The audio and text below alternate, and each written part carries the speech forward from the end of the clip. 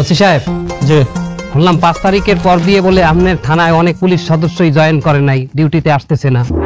না মানে কি স্যার, ওই 5 তারিখের পর ওরা একটা দাবি লইয়া নামছিল, দাবিটা একটা হালাই না, তো এই দাবিটা হয়েছে কি স্যার, ওই দাবিটা কইছে ওরা যতক্ষণ না মানবে ওরা বলে ডিউটিতে জয়েন করবে না। এখন আপনি শিক্ষিত মানুষ, আপনি ভালো বোঝেন।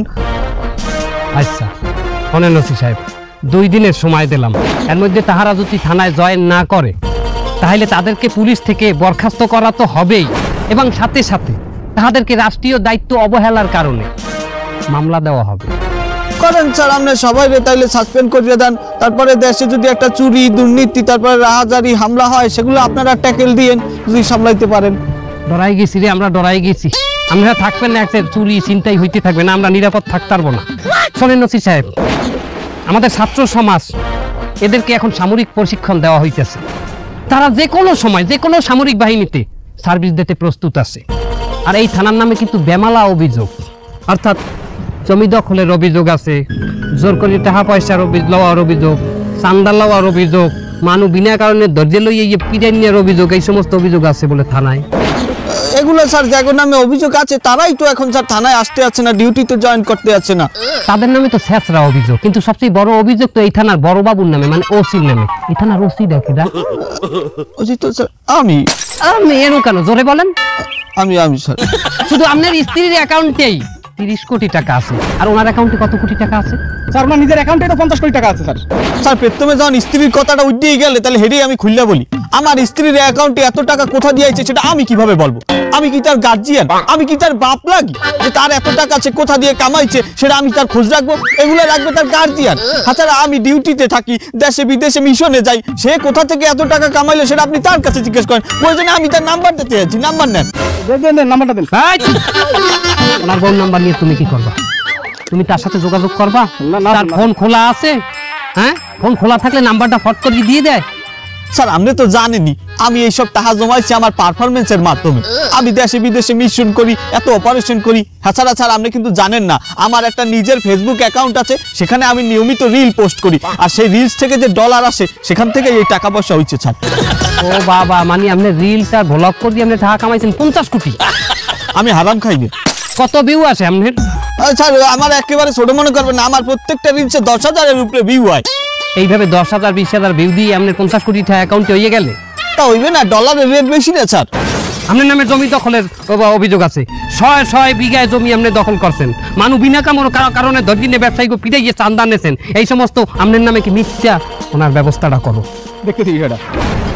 আমার দলটা একবার ক্ষমতায় আউকার পরে দেখা মানে তোমার গো।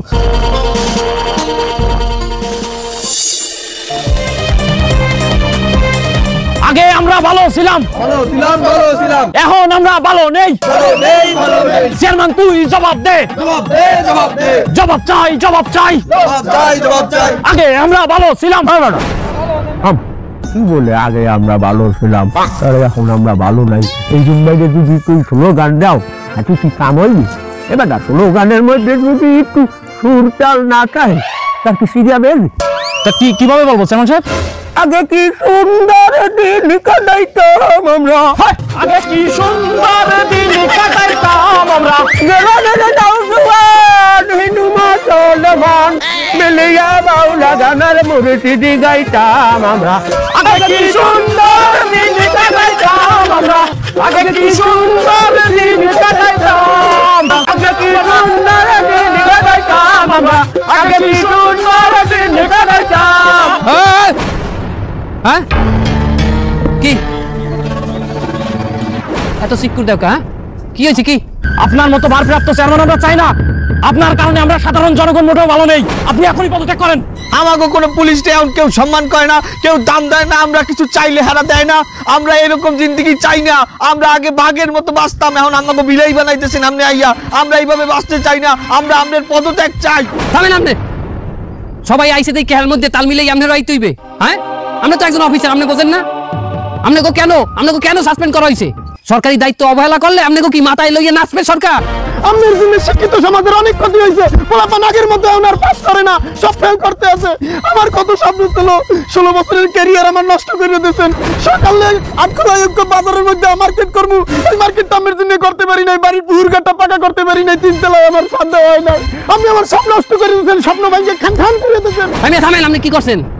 আপনি কি করছেন এই 16 বছর? হ্যাঁ, কোচিং ব্যবসা করিয়া ছাত্রকে প্রশ্নপত্র ফাঁস করে দিয়ে ছাত্রকে মাথা খাইয়ে লাইছেন। ওই জাতিটারে তো অন্ধ করিয়ে ফেলাইছেন আপনি। আপনি যে কইতেছেন শিক্ষককে উপরে অবিচার করা হয়েছে, হ্যাঁ কোথায় অবিচার করা হয়েছে? আপনি জানেন আমাকে উপজেলায় আমি কি নিয়ম চালু করছি? প্রত্যেকটা স্কুলে প্রত্যেক মাসে এক একজন করে শিক্ষকরে বেস্ট শিক্ষক হিসেবে অ্যাওয়ার্ড দেওয়া হইবে, পুরস্কার দেওয়া হইবে।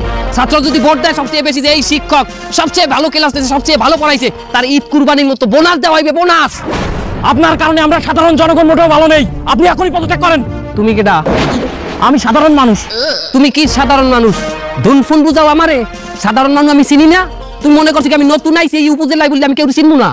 তুমি তো সাবেক ফ্যাসিস্ট চেয়ারম্যানের চামচা চালা। আমাদের সাবেক চেয়ারম্যানই ভালো ছিল, আপনার কারণে আমরা সাধারণ মানুষ মোটেও ভালো নেই। কিসের ভালো আনলে? সমস্ত জনগণের তাহামায় দেখাইয়া উন্নয়নের নামে সমস্ত টাকা পয়সা নিজের পকেটে ঢুকাইয়া গ্রামদারে উপজেলাটারে ধ্বংস করে দিতেছে। ওই সাবেক চেয়ারম্যান যদি আমি পাইতাম, ওরে পিড়াইয়া ওর চামড়া ঠেললা এই জনগণের আমি জুতা বানাই দিতাম। আয় আয় তুই আয় আমারে দোকান থেকে আয়। তুই কি মনে হচ্ছো? হ্যাঁ, আমি এখনো রানিং চেয়ারম্যান, তুই আমারে গালাগালি দাও আর হ্যাঁ, আয় তুই গায়ে দিবি বলে আয় আমার ধারে। এই যে আপনাকে দায়িত্ব হালাই তুই আপনাকে গ্রামদারে আপনাকে উপজেলার পুরো ডুবাই দিয়ে আপনাকে উপরে সমস্ত দায়ভার চাপাই দিয়া এই যে চেয়ারম্যান দিয়ে হনে গেল। হ্যাঁ, বুঝতে পারছি এই আন্দোলনের মূল মাথা কেডা? হ্যাঁ, আপনাকে উস্কাইয়া আন্দোলনে কেডা আনছে? কেডা? এই লোক আনছে না? হ্যাঁ, এমন কি খারাই থাকবেন আপনারা? খারাই থাকবেন, ধরেন না কেন?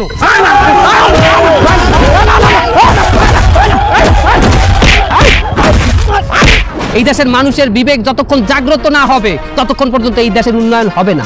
মানুষ ভালো হবে, দেশ ভালো হবে। মানুষের বিবেকের উন্নয়ন হবে, দেশের উন্নয়ন হবে। মানুষের মন পরিষ্কার হবে, দেশ পরিষ্কার হবে। মানুষের মনে থেকে দুর্নীতি যাবে, দেশের থেকে দুর্নীতি যাবে।